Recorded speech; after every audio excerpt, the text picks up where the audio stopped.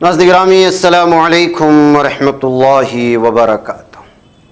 आज की बात ख़ास बात में आप लोगों का इस्तकबाल है। नाज़रीन गिरामी, मैं अंसार अज़ीज़ नदवी इस वक्त दिन भर से आई हुई कुछ अहम तरीन ख़बरों की तफसीलात लेकर आप लोगों की खिदमत में हाजिर हूँ।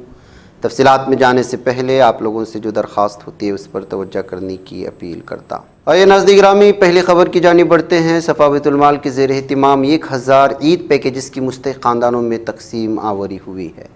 शहर हैदराबाद और उसके नवाही इलाक़ों खुसूसन इब्राहिमपट्टनम की देहातों और संगारेड्डी में सफ़ा बैतुल माल इंडिया की जानिब से एक अजीम रिफाही खिदमत अंजाम दी गई। रमज़ान मुबारक के अख्तिताम पर ईद की खुशियों में मुस्तहिक़ ख़ानदानों को शरीक करने के जज्बे के तहत 1000 ईद पैकेजेस तकसीम किए गए थे।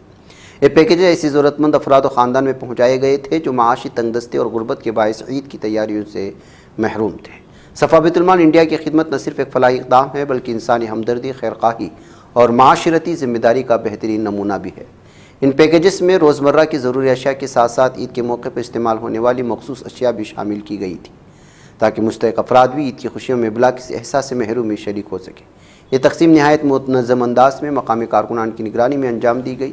सफ़ा बैतुल माल की इस मुखलसाना कोशिश ने कई चेहरों पर खुशियाँ बिखेर दी और माशरती हम आहंगी और यगानगत का पैगाम आम किया है। नाज़रीन में आप जानते हैं कि सफ़ा बैतुल माल पूरे साल इसी तरह की मुख्तलिफ़ इलाक़ों में, मुख्तलिफ़ रियासतों में ऐसी रिफाही काम करता रहता है। ये एक दो दिन का नहीं बल्कि पूरे साल इसके ये काम जारी रहते हैं। तो इसकी तफसीलात हम बारहा आप लोगों के सामने रखते ही रहते हैं।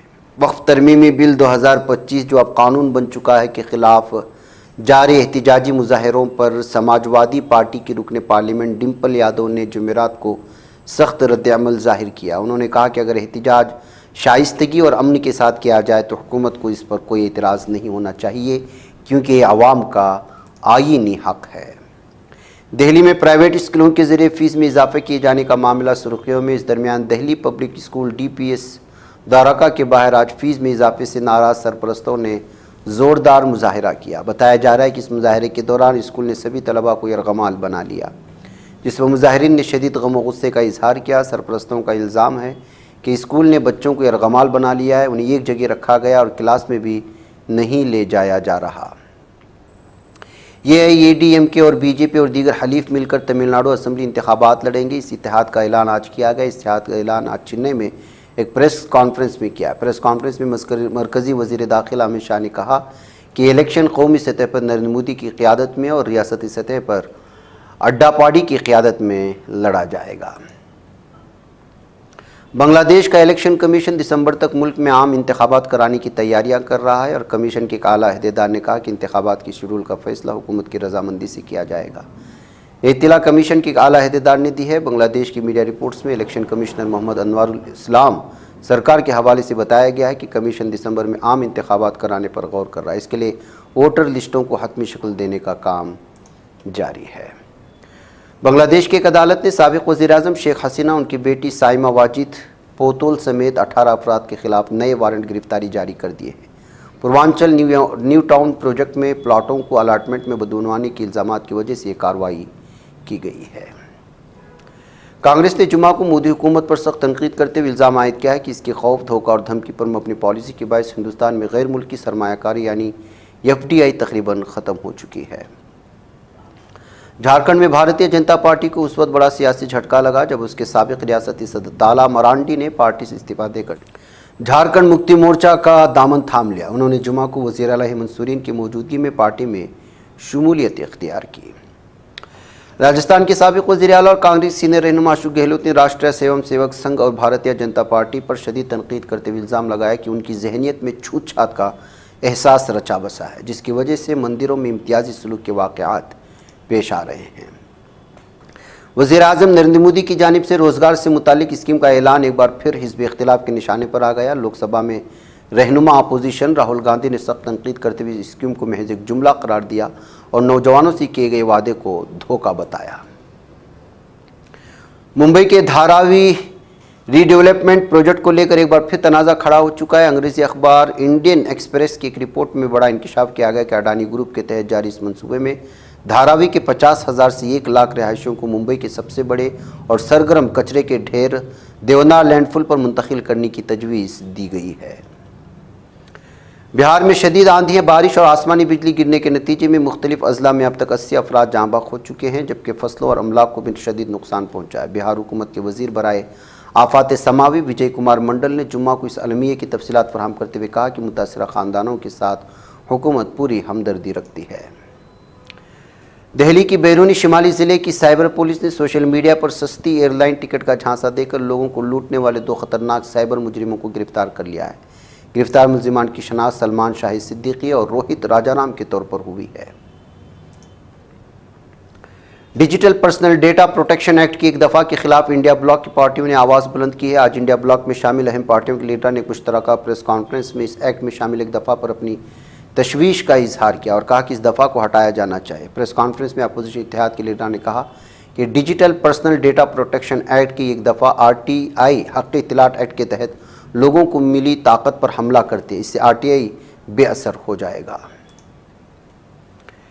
امریکہ اور چین کے درمیان تجارتی کشیدگی ایک بار پھر شدت اختیار کر گئی ہے۔ سابق امریکی صدر ڈونلڈ ٹرمپ نے چین پر 145% نیا ٹیرف عائد کرنے کا اعلان کرتے ہوئے کہا کہ دن بھر مختلف ممالک سمجھوتہ کرنے کے لیے میرے پاس آتے ہیں، لیکن وقت کم پڑ جاتا ہے۔ ٹرمپ نے اسے تاریخ کا سب سے بڑا دن قرار دیا۔ جمعرات کو امریکہ کے مینہٹن میں ایک ہیلی کاپٹر دریائے ہڈسن میں گر کر تباہ ہو گیا، جس کے نتیجے میں اس میں سوار تمام 6 افراد ہلاک ہوئے۔ مقامی میڈیا نے حکام کا حوالہ دیتے ہوئے اطلاع دی کہ حادثہ لوئر مینہٹن اور جرسی سٹی کے درمیان پیش آیا، جس سے دونوں طرف سے بڑے پیمانے پر ہنگامی رد عمل شروع ہو چکا ہے۔ امریکہ کی جانب سے چینی مصنوعات پر 145% ٹیرف نافذ کرنے کے بعد چین نے بھی پلٹوار کرتے ہوئے امریکی اشیاء پر درآمدی محصولات کو 125% تک بڑھا دیا ہے۔ چین کی وزارت تجارت نے اس فیصلے کی تصدیق کرتے ہوئے کہا کہ اقدام امریکہ کی جارحانہ تجارتی پالیسی کے خلاف ایک ضروری اور جائز رد عمل ہے۔ اسلامی تحریک مزاحمت حماس نے کہا کہ قابض اسرائیلی جیل سے رہائی پانے والے فلسطینی قیدیوں کے خلاف اپنی جابرانہ ظالمانہ پالیسیاں جاری رکھی ہوئی ہے۔ حماس نے کہا کہ رہائی پانے والے قیدی احمد مناصرہ کے ساتھ منظم مجرمانہ سلوک اس منظم ظلم کی ایک واضح مثال ہے۔ غزہ میں وزارت صحت نے زور دے کر کہا کہ گزشتہ 24 گھنٹوں کے دوران 26 فلسطینی شہید اور 106 سے زائد ظالم دہشت گرد صہیونی درندوں کے حملے میں زخمی ہوئے ہیں۔ اسلام آباد میں منعقدہ قومی فلسطین کانفرنس کے اختتام پر جاری اعلامیہ میں علماء نے متفقہ طور پر فلسطین کی آزادی اور غاصب صہیونی ریاست کے خلاف جہاد فرض قرار دے دیا ہے۔ کانفرنس میں تمام مکاتب فکر علماء، اسلامی تحریک مزاحمت حماس کی قیادت اور شہریوں کی کثیر تعداد نے شرکت کی تھی۔ کانفرنس سے خطاب میں معروف عالم دین مفتی تقی عثمانی کا کہنا ہے کہ ہماری حکومت سمیت تمام اسلامی حکومتوں پر جہاد اب فرض ہو چکا ہے۔ امت مسلمہ اسرائیل کے خلاف قراردادوں، کانفرنسوں کے بجائے جہاد کا اعلان کرے۔ جمعیت علماء اسلام کے سربراہ مولانا فضل الرحمان نے کہا کہ اسرائیلی جارحیت کے خلاف فلسطینیوں کا ساتھ دینا مسلمانوں پر فرض ہے۔ ہم اپنے فلسطینی بھائیوں کے شانہ بشانہ کھڑے ہیں۔ اسلامی تحریک مزاحمت حماس نے فرانس کے صدر ایمانوئل میکرون کے آئندہ جون تک فلسطینی ریاست کو تسلیم کرنے کے منصوبے کے اعلان کا خیر مقدم کیا ہے اور اسے ایک اہم قدم قرار دیا ہے۔ آج کی بات خاص بات میں اتنا، انشاءاللہ پھر ملاقات ہوگی۔ السلام علیکم ورحمۃ اللہ وبرکاتہ۔ یہ چینل حق نگر بن کر کچل دیتا ہے فتنوں کو، اگر گندی ہو پالیسی تو مرتے دیکھ کتنوں کو، اسی بازار میں بکتے ہوئے دیکھا ہے سپنوں کو، سبھی یکساں ہے یہ پیغام دو غیروں کو اپنوں کو، وطن اہل وطن کا ہے گلے بے خار سیدھی بات۔